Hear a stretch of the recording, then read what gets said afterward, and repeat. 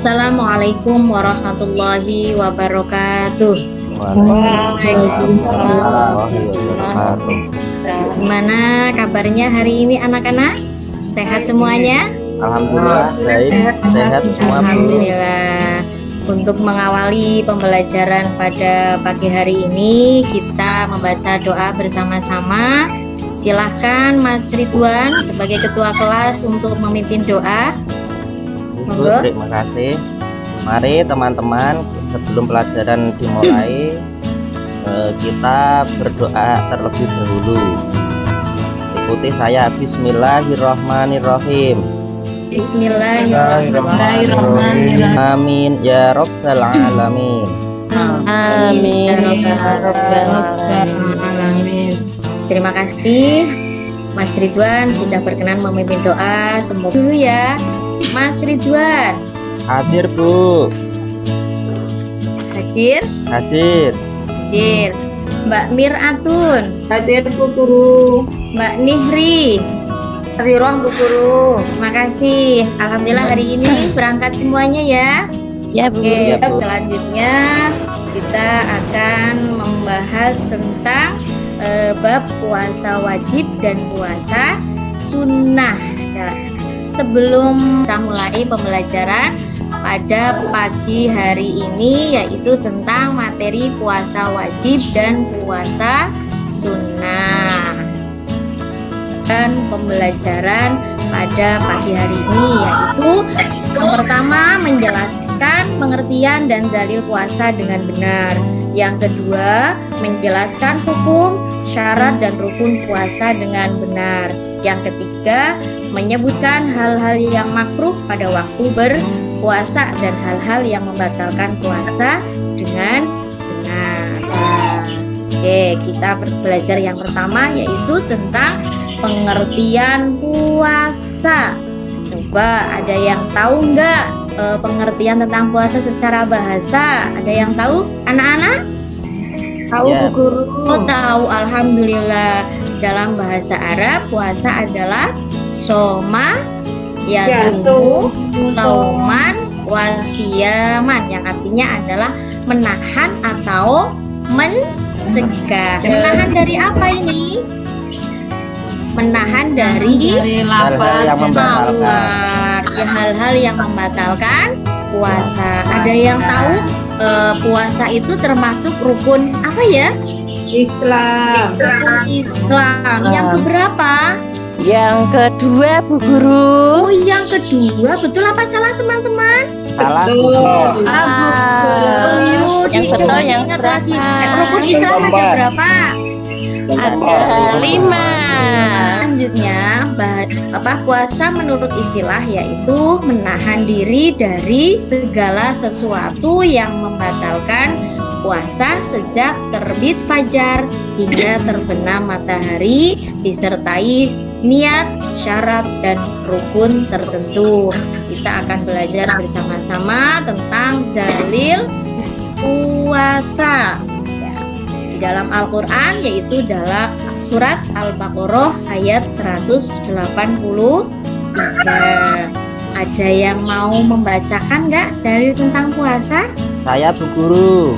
Oh iya Mas Ridwan, silahkan dibaca dalil tentang puasa. Bismillahirrahmanirrahim. Ya ayyuhalladzina amanu kutiba alaikumusyamu kama kutiba alal ladzina min qablikum la'allakum tattaqun. Ya Bu Guru. Terima kasih, bagus sekali bacaannya. Ini pasti luar biasa ini. Yang artinya, hai orang-orang yang beriman, diwajibkan atas kamu berpuasa sebagaimana diwajibkan atas orang-orang sebelum kamu agar kamu bertakwa. Al-Quran surat Al-Baqarah ayat 183. Oke, selanjutnya kita sebelum melaksanakan berpuasa tentunya harus tahu apa itu syarat puasa ya. Ada syarat sah, ada syarat wajib. Syarat sah puasa adalah harus beragama Islam. Jadi kalau bukan Islam boleh nggak berpuasa? Nggak boleh Bu Guru. Nggak boleh. Oh iya, karena memang tidak sah, boleh sih, tapi tidak puasa. Yang kedua, mumayyiz. Artinya apa mumayyiz? Pintar, Bu. Pintar. Pintar yaitu sudah bisa membedakan mana yang baik Baik yang dan yang selanjutnya yaitu suci dari haid dan nifas. Ini khusus bagi perempuan. Nah, yang keempat, berpuasa bukan pada hari-hari yang diharamkan. Apa hari yang diharamkan untuk berpuasa? Hari Yang tahu? hari raya. Iya, hari raya Idul Fitri maupun Idul Adha dan hari Tasyrik. Hari Tasyrik itu tanggal 11, 12, 13 Dzul Hijjah. Kan orang yang wajib berpuasa syaratnya adalah Islam. Balik tahu balik? Belum tahu, Ya. Bu. Oh iya apa? Ada yang tahu? Bu. Belum Oh tahu. belum tahu. Balik itu artinya sudah dewasa. Ya. Gimana? Balik itu umurnya berapa tahun, Bu? Oh iya, kalau perempuan umurnya minimal berapa? 9 tahun, Bu. tahun atau sudah haid. Kalau laki-laki umurnya berapa Mas Ridwan? 15 tahun, Bu. 15 tahun. Ya, pinter. Oke, yang ketiga berakal sehat. Artinya adalah tidak gila. Yang keempat yaitu mampu atau kuat melakukan berpuasa, bisa menahan haus dan lapar. Yang kelima, suci dari haid dan nifas. Ini khusus bagi kaum wanita atau perempuan. Yang keenam yaitu menetap atau bermukim. Oke, dari materi yang Bu Guru sampaikan, ada yang ditanyakan dari anak-anak? Ada yang belum paham? Coba yang mana? Mas Solih. Kan syarat wajib puasa ada 6. Kalau menetap itu kan tetap berarti kan tidak berpindah-pindah. Apakah Ya, kalau berpindah-pindah saya dari Wonogiri kemudian pindah lagi ke Sidoarjo, pindah lagi ke Solo, itu boleh nggak, Bu? boleh gimana maksudnya? Boleh berpuasa? Ya. Boleh saja. Kalau yang dimaksud menetap kan di rumah, misalkan jenengan dalam lagi posisi musafir atau bepergian jauh yang memang tujuannya bukan maksiat kan boleh berbuka, tapi harus mengganti di hari yang lain. Begitu? Oke.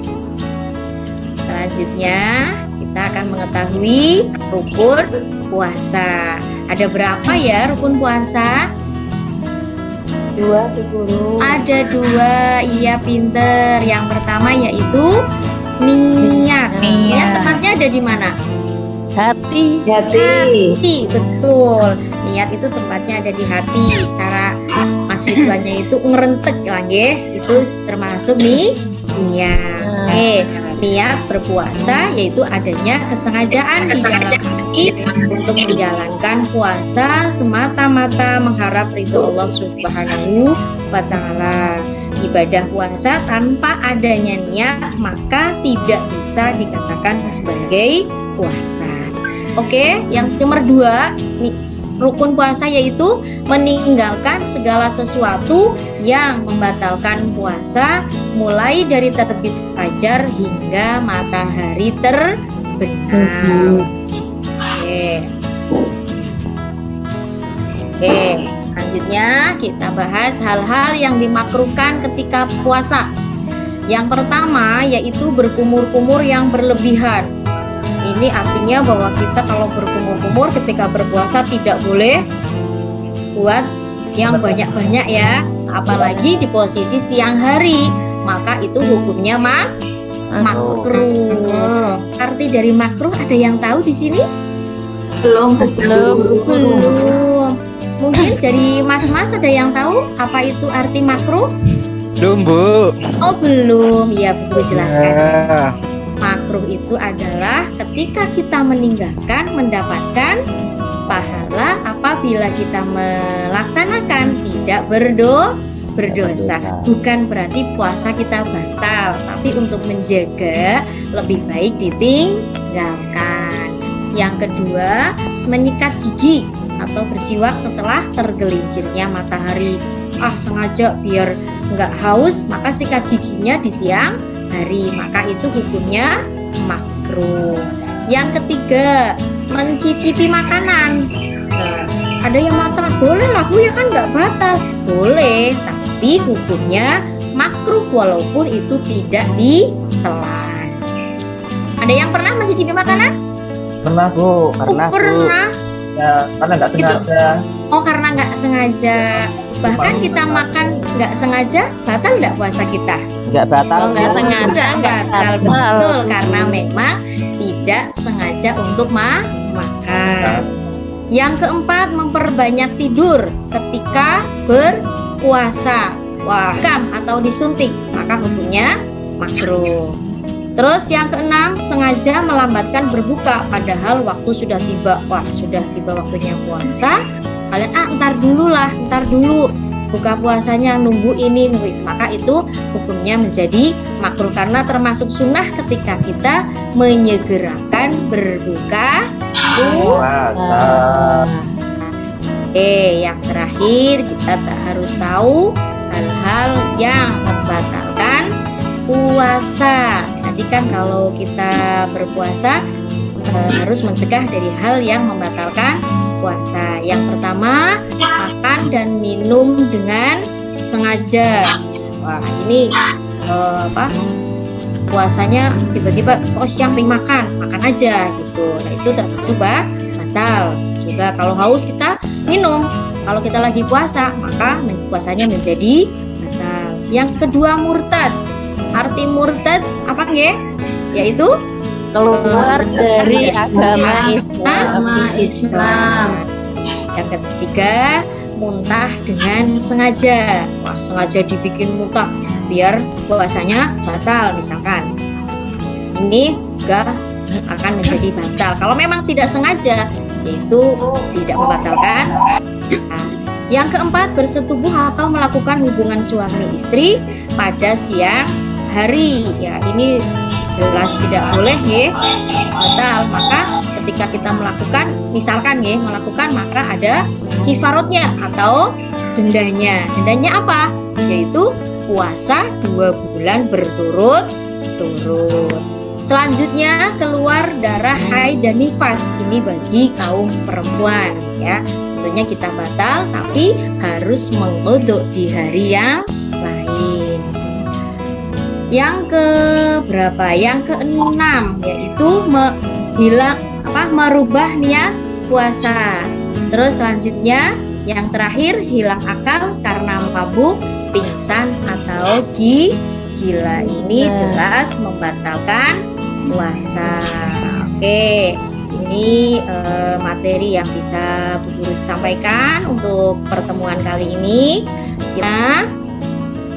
Guru akan membagi kelompok menjadi 3 kelompok dalam kegiatan diskusi kali ini. Terima kasih.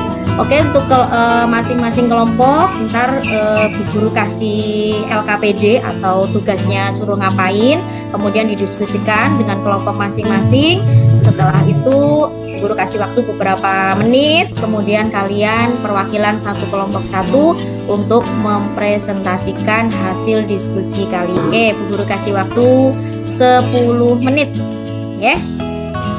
Saya anak-anak. Untuk tugas diskusi sudah selesai dengan hasil yang baik. Untuk selanjutnya yaitu tugas mandiri ya, yang kalian silahkan kerjakan secara mandiri sendiri. Kemudian ini Bu Guru bagikan lembar kerjanya, lembar evaluasi ya, bisa dipahami, silahkan dibaca soalnya, dikerjakan. Itu ada soal dari Bu Guru ya. Kemudian ntar kalau sudah selesai lembar kerja itu dikumpulkan di Bu Guru ya. Terima kasih anak-anak. Untuk hari ini gimana dalam pembelajaran dari awal sampai akhir? Menyenangkan atau tidak? Sangat menyenangkan, Bu. Alhamdulillah. Terima kasih kerjasama yang luar biasa. Oke, betul ya. Untuk pertemuan kali ini mungkin Bu Guru cukupkan dulu. Apel jiwa. Sebelum tutup pembelajaran hari ini, mudah-mudahan bermanfaat dan tentunya Bu Guru banyak sekali kesalahan dari awal sampai akhir. Wassalamualaikum warahmatullahi wabarakatuh. Waalaikumsalam warahmatullahi wabarakatuh.